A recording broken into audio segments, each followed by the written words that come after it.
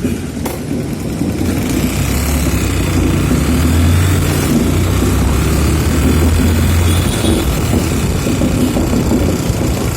na pala guys yung San Juan Wata-Wata Festival dito sa lugar na to guys. San Juan Wata-Wata Festival. Kaya yan, mahigpit na ngayon. Mayroon mga designated area na pwede kang magpasa. Hindi na katulad yung mga original ba, yung mga nakagawian dati na kahit saan, kahit anong oras. Ngayon, hindi na pwede yun. May oras na sila. Mayroon na siyang lugar na dapat doon lang pwede magbabasa. Marami nang bawal. Dati kasi yung jeep, open yun eh. Pwede yung buhusan ng tubig. Kaya kawawa yung mga nagtatrabaho mapasok sa opisina o sa trabaho, nakabasa. Yung mga truck o delivery van o mga namang mga sa bus. Yung iba, binubuksan yung pintuan, binubuksan yung bintana, nasapuyan ng tubig. Kasi nga, Wata-Wata Festival na eh, sa buwan. Kaya marami nag-aaway, maraming may kaso, nagkakaso, nagkaroon ng kaso, dahil sa ganong kaugalian, kagawian. Ngayon, bawal na yun guys. May batas na dyan. Hindi na pwede yung ganon.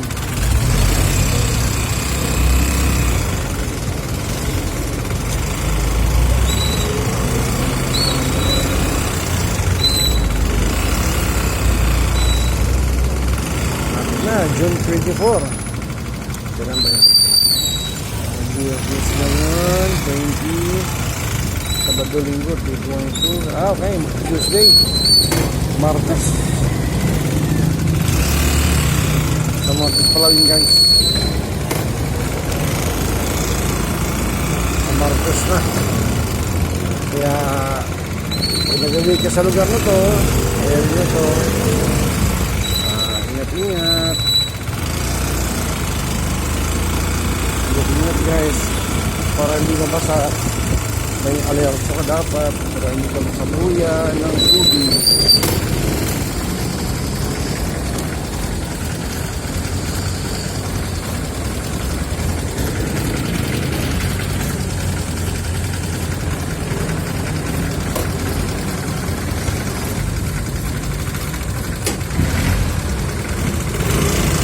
Sabi nga guys, hindi ba nga reklamo eh. Sinasabi tubig pedal eh. Iba naman, iba naman tubig malamig. Yung buhos sinasabi sa mga taong gano'n nakikita nyo. Mahagin guys, no? Nasa buhay na ka ng tubig na malamig. Maagang papasok sa trabaho. Check, ginawa na. Ayun, bawal na yun. Katulad ni Buidila. Si Buidila yung saboy ng tubig. Tapos dinilaan pa yung sinabuyan. Away. May kaso siya.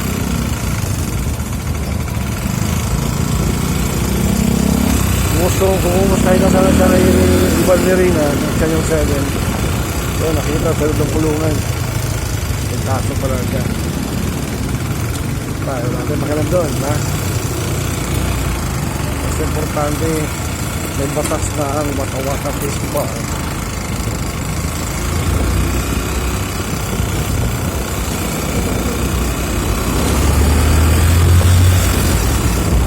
Pattern drive guys.